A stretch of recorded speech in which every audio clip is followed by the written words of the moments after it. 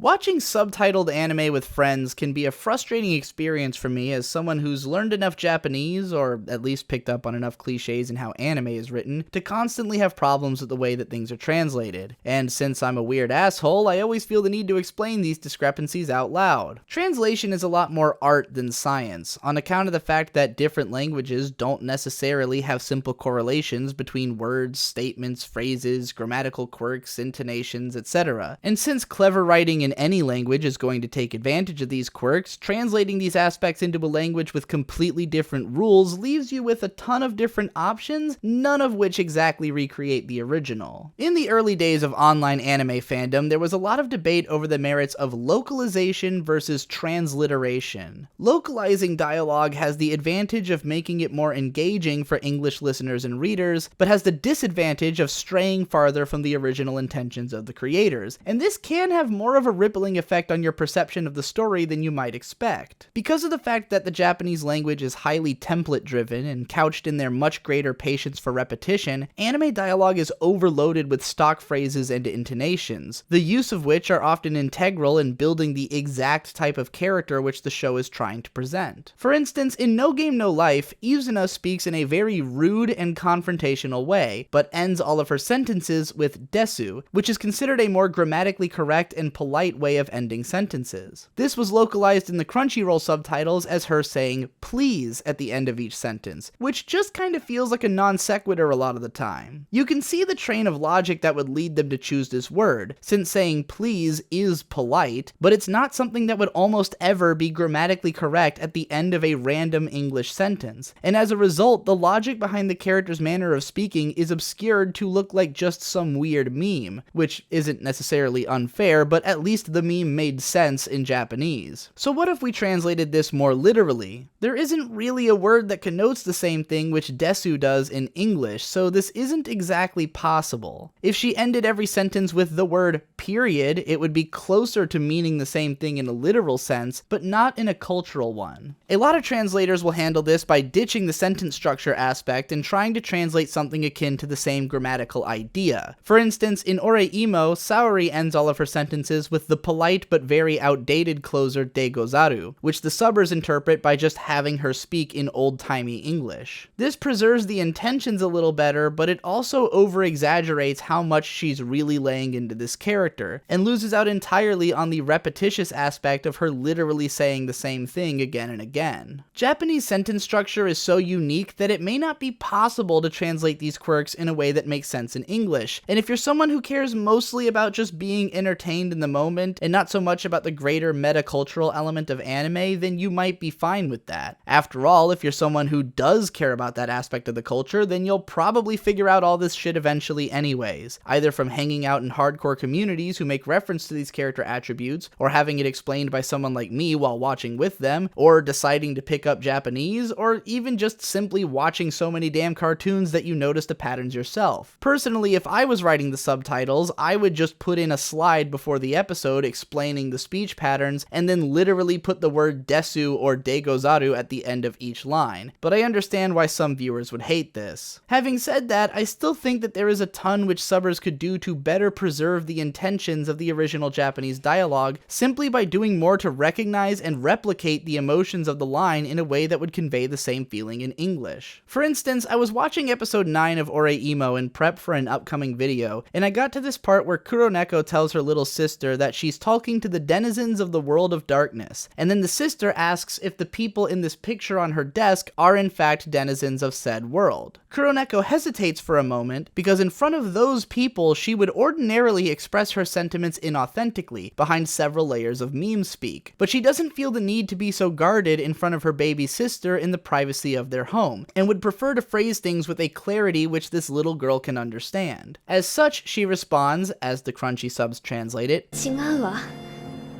その人は、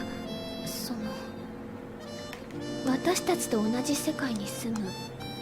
友友達よ Except that what this translation misses out on is that she specifically phrases the sentence in such a way as to put the word tomodachi, meaning friends, at the very end. Almost as if all of the other words in the sentence existed just to push off the word that she's afraid of saying for as long as possible. She even has to pause again before saying the word because it's the first time which she's probably ever had to admit the way she feels about these two out loud. Taking a step back, the full phrase which Kuroneko speaks is Chigau wa その人はその私たちの同じ世界に住む友達よ the literal translation of which would be 違うわ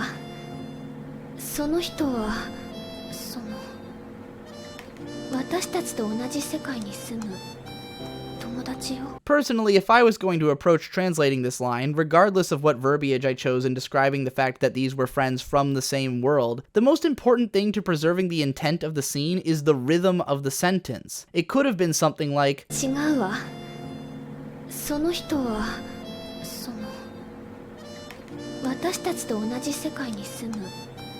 友達よ Hell, translating Chigawa as incorrect specifically might even feel more in character for Kuroneko. Both the Crunchyroll translation and my version mean the same thing and use mostly the same words, but my version better reflects the cadence and intentionality of the original scene. Granted, doing something like this requires not just an understanding of both languages, but also the ability to recognize the artistry in the original and to replicate that artistry in the other language. And while I don't know the exact process by which the Crunchy sub team receives and translates their episodes, I can't imagine that they have a whole ton of time to pore over every single line and make sure that it's the best possible translation. Just one more way that the factory line process by which animation is created and brought to consumers damages the intentionality of the art. But hey, that's the industry. Do you wish I spent more time thinking about how to make my videos perfect before they come to you? Probably not. Support me on Patreon anyway so I can have the extra hours to sate my own mad desire for quality control, and stick around for another video tomorrow.